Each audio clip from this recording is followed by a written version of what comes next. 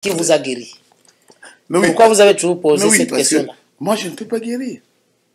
C'est Jésus qui guérit par un don qu'il m'a donné. Et lui, quand il était malade, on l'avait traité de Belzébuth. Il dit, mais quand je reviendrai dans vos filles, vos garçons, et je ferai les mêmes choses que j'ai faites ici. J'ai fait ici. Si quelqu'un parle contre cela, il n'y aura pas de pardon, ni dans ce siècle, ni dans les siècles à venir. Donc, c'est pas moi qui agis, c'est Jésus qui agit par un don. Et il faut que les gens sachent que c'est pas moi. Tu vois encore? Non, je voulais savoir si c'est moi. Vraiment que la lumière puisse un peu jaillir. Parce que jusque-là, William Branham n'a pas encore cité le nom d'une personne. Mais nous voyons quand même à la personne du pasteur Baruth qu'il a émergé. Et Dieu a fait beaucoup avec lui. Vraiment clair. On a posé la question à Jean-Baptiste. Toi, que dis-tu de toi-même? Mais toi, tu ne fais que me critiquer. Qu'est-ce que tu gagnes? Posez-moi la question.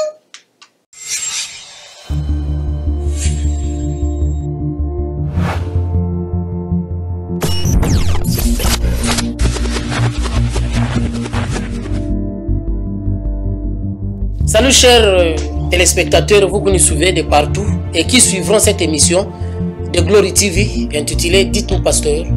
Cette émission a été conçue pour résoudre certains problèmes, certaines difficultés avec les hommes de Dieu.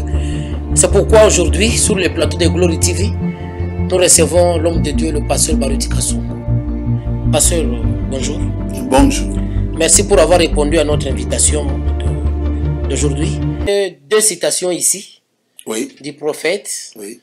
Je ne sais pas si ces citations se contredisent ou bien ils ont un même contexte. Oui. Je vais vous les lire et vous allez nous en donner l'explication. Oui.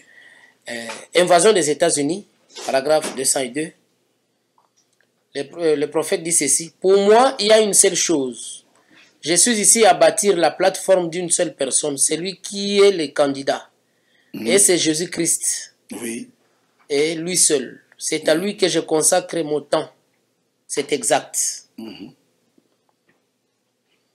La seconde citation dit, dans l'esprit de vérité, paragraphe 20, à l'exception de l'autre jour, lorsque je suis venu à l'ouest, vous avez joué la bande. Beaucoup parmi vous, je pense, et vous comprenez. Je ne sais pas ce que j'attends. Je suis ici maintenant. Je ne sais pas pourquoi. Je ne fais qu'attendre. Peut-être que c'est le temps pour moi de rentrer à la maison. On dirait que c'est vraiment cela. Si c'est le cas, il se lèvera après moi quelqu'un qui continuera avec le message. Ça sera une personne étrange. Mais il se lèvera après ceci et continuera avec le message. Et écoutez cela. Tant que c'est scripturaire, accrochez-vous-y. Pasteur, ces deux citations-là, se contredisent ou bien ils ont le même contexte? Parce que là-bas, le prophète Branham dit, il prépare la plateforme pour Jésus-Christ lui-même. Ici, il dit, quelqu'un viendra après lui pour continuer. Je ne sais pas, c'est contradictoire ou c'est là le même contexte? Je voudrais être clair pour qu'il n'y ait pas de confusion possible. Madame prépare une plateforme pour Jésus-Christ. C'est ça, non? Oui. Pour que Jésus vienne prêcher, pourquoi? Le travail de Frère Branham, c'est de préparer quoi? L'Église. À quoi? À la seconde venue. Donc, je t'envoie avec un message. Comme Jean-Baptiste a préparé ma première venue, moi, je t'envoie avec un message qui préparera ma seconde venue. Donc, la première venue a été préparée par qui? Jean le Baptiste. Jean-Baptiste. Bon, la deuxième venue doit être préparée par William Marion Branham. Je vois que c'est ça? Ok. Est-ce que nous sommes déjà enlevés? Non. Est-ce que Jésus est déjà venu? Non. C'est que Frère Branham est parti avant exactement comme Moïse était parti avant. De donner au peuple d'Israël le pays promis, où coule le lait et le miel. Ici, nous voyons clairement qu'il a imposé les mains à Josué. Il dit, reste avec le message. C'est alors que tu auras du succès. C'est dans Josué, chapitre 1er. Et tu introduiras les enfants d'Israël. Tu feras ce que Moïse n'a pas pu faire. Et ici, c'est la même chose. Donc, Frère Branham devrait nous amener jusqu'à la venue du Seigneur. Est-ce que le Seigneur Jésus est arrivé? Hein? La seconde venue? Moi, je ne pense pas. Donc, il est parti. Mais il y aura des merveilleux auxiliaires, des Éphésiens 4, qui prendront ce message et qui prêcheront jusqu'à ce que Jésus reviendra. C'est ce que je crois. Et parmi ces gens-là, les Éphésiens 4, les merveilleux auxiliaires, il y aura un qui va poindre la tête, qui va monter au-dessus de tous. Mais c'est un frère comme tous les frères, mais qui prendra la relève, qui fera des miracles, en sorte que les gens puissent avoir la foi, et quand Jésus reviendra, ils puissent partir ensemble dans l'enlèvement. Moi, je crois à ça. Bon, ce qu'il a dit là, c'est bien. Il a dit ici aussi, là je ne connais pas la date, mais ici en 63, se ranger du côté de Jésus, il commence par cette idée-là. Paragraphe 35. J'ai été dans la tente et j'ai cru que quelqu'un de grand allait venir un jour. Et il dit, le grand prophète du genre d'Élysée, dont je parle, viendrait. Donc il dit, j'ai toujours cru et pensé cela. Donc ce grand prophète-là, ce n'est pas Jésus. Hein? Là, il dit, prépare la plateforme pour Jésus. Ici, prépare la plateforme pour ce grand prophète. Du genre d'Élysée. Du genre d'Élysée. Ça veut dire quoi, pasteur? Oh, ça veut dire qu'il avait des pensées et qu'il pensait que ça serait comme ça serait comme ceci. Il dit, alors je pourrais prendre ma petite église et dire, frère, voici l'homme que nous attendions. Donc, vous voyez même que c'est différent de dire que là, ça doit être Jésus, ici il parle d'un homme. C'est pas vrai? Pasteur, vous savez que William Branham a parlé de Joseph Branham pour pouvoir continuer son œuvre, continuer avec son œuvre en bref. Il avait prié. Il avait cité le nom de Joseph Branham. Il avait aussi cité le nom de Billy Paul. J'ai des citations. Et maintenant, aujourd'hui, ici à cette citation, il n'arrive pas à citer le nom de la personne qui va le succéder. Il a cité son nom. Quelqu'un qui aura l'esprit plus que lui appellerait Élisée. C'est ça. Il ne cite pas Joseph ici, il ne cite pas Billy Paul ici. Mais pasteur, les internautes font des débats, ils disent la personne qui succède Branham on ne peut pas la comparer à Branham. Bon. Parce que Branham c'est le top. Bon, les comparaisons, ça vient du diable. On ne peut pas comparer Élie et Élisée. Mais Élisée a fait 2 fois le travail d'Élie. Plus de miracles qu'Élie. Mais dire que Élisée est plus grand qu'Élie, on ne peut pas le faire. Il cherche quoi? Donc on ne compare pas. On ne peut pas comparer les hommes de Dieu. Que lui, cette personne, lui-même fasse le travail. Inde qu'il monte. Il veut comparer pourquoi? Pour diminuer. Et celui-ci? Il veut faire quoi? Ici, c'est clair. Quand je pourrais voir cette personne se lever sur la scène, alors je pourrais prendre ma petite église et dire, frère, voici l'homme que nous attendions. Donc, il n'attendait pas le vent. Voilà ce qu'il dit ici au paragraphe 35. Cet homme est celui dont il s'agit. Donc, celui qu'il attendait. Vous voyez? À 40, il commence à changer. Et non, à 61, il change complètement. La même prédication. S'il vous plaît, pasteur, est-ce qu'il est arrivé à William Branham de pouvoir prêcher quelque chose et de modifier cela quelque temps après? Bien sûr. Bien sûr. Quand il dit que nous allons aujourd'hui avoir un enseignement sur les 7 sceaux. Et il commence l'enseignement, il dit, celui qui est assis sur le cheval blanc, le cavalier du cheval blanc, c'est Christ. C'est Jésus qui parle, qui monte sur le cheval pour vaincre et vaincre encore. Et puis, il va prêcher en 63. Le cavalier du cheval blanc, c'est l'antichrist. Donc, ce qu'il avait prêché avant là, ce n'était pas le ainsi dit le Seigneur. Lui-même progressait aussi dans la pensée. Et à la connaissance. À la connaissance. Et là, si on prend, je vais prendre le tout. Bon, je prends ici le cavalier cheval blanc et Christ. Je prends maintenant 63, le cavalier cheval blanc et l'antichrist. Qu'est-ce que vous allez prendre? Il dit, au verset 61, même prédication.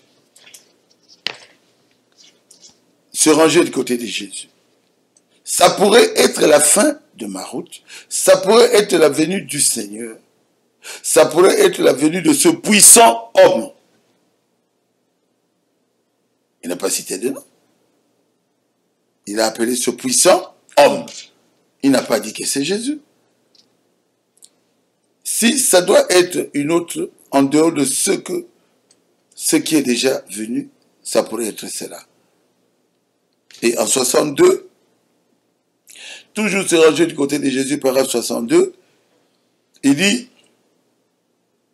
c'est soit la fin de ma route, pour permettre à cet autre d'entrer en scène, je lui ai frayé le chemin pour qu'il prenne la relève. Parce que rappelez-vous, celui qui vient prêcher se tiendra sur la parole. Vous pensez que Jésus va venir maintenant, il commence à prêcher. Il lui prépare la plateforme, Jésus vient. Jadis, vous avez eu à prêcher que, je ne sais pas, bon, ce qui se prêchait, disait les Josué, c'est le Saint-Esprit. Après Branham, c'est le Saint-Esprit. C'est frère Branham qui l'a dit.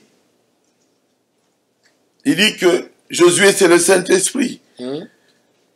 Mais dans Josué, le Saint-Esprit travaillait avec un homme.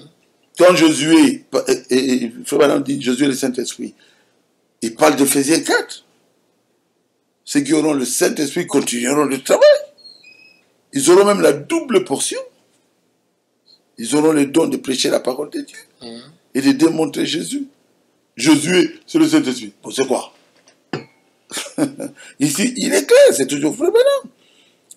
C'est soit la fin de ma route, pour que cet autre entre en scène, je lui ai frayé le chemin pour qu'il prenne la relève, parce que, rappelez-vous, celui qui vient prêcher se tiendra sur la parole. Donc, cette personne qui viendra va prêcher et il se tiendra sur la parole. Vous pensez que Jésus, après frère Branham, Jésus viendra et commencera à nous prêcher pour préparer la seconde venue? Ça signifie quoi ça? Il doit y avoir quelqu'un d'autre. Restaurer la foi des enfants à leur père. Et ça pourrait être la fin de ma route. Moi, je pense. Aujourd'hui, nous pouvons dire clairement, partant de ce que Dieu fait, Dieu a fait et ce que Dieu fait à la personne du pasteur Baruti. Qu'il est la personne dont William Branham attendait voir. Je n'ai pas encore terminé. Frère Branham dit ceci, dans Getting in the Spirit. Entrer dans l'esprit. Cependant, Dieu fait toujours un moyen pour son Église. Quand il a fini avec un homme, il a un autre en attente. Et Dieu prend son homme, mais jamais son esprit. Il a toujours eu quelqu'un d'autre sur qui peut-il mettre son esprit. Donc il a terminé avec Frère Branham. Donc il a mis son esprit sur quelqu'un d'autre. Et j'étais avec mon ami et frère Billy Paul Branham. Il m'a parlé de ça. Il m'a dit, Dieu m'a dit de te dire, Elohim, l'ange qui travaille avec Frère Branham, m'a dit de dire au pasteur Barouti que l'esprit qui était sur mon père se trouve sur vous, pasteur Barouti. Mais il est encore vivant. Il faut avoir les yeux pour ne pas voir ce que Dieu fait avec moi. Je pense que ce qu'il avait dit là est vrai. Mais quand j'ai touché mes yeux, je pleurais. William Branham est plus grand que moi. Qui suis-je moi? Oh, William Branham continue. Il va continuer comment? Lui-même il dit ici. When I preach my last sermon, quand je prêcherai mon dernier sermon, the Bible is closed for his last time on the pulpit, et que la Bible sera fermée pour la dernière fois sur la chair. My last prayer has been offered up to God. Et j'aurais fait ma dernière prière à Dieu. I can't do no more for him.